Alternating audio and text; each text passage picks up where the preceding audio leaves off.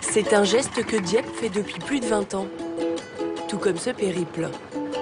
Un voyage de 10 jours pour atteindre le cœur du delta du Mékong.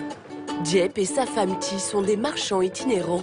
Leur métier, c'est de récolter des bananes dans les vergers du delta avant de revenir les vendre à Ho Chi Minh Ville.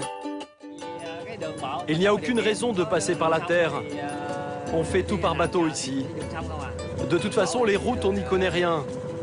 On ne saurait pas comment faire.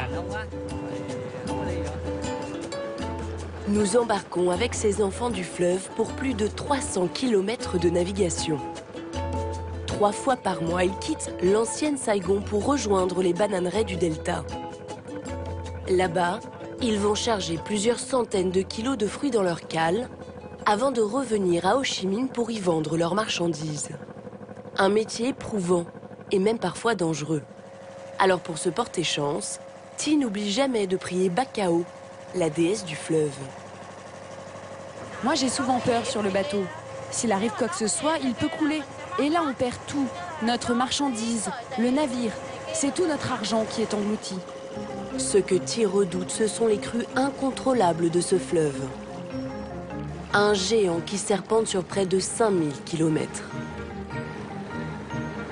Le Mékong, c'est le plus grand fleuve d'Asie du Sud-Est.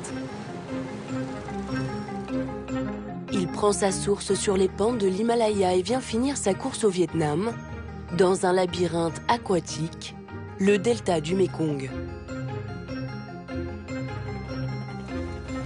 Ce fleuve, c'est la fierté du Vietnam qui fait vivre des millions de personnes, comme Thi et son mari. Leur vie au fil du Mékong, c'est l'histoire que nous allons vous raconter.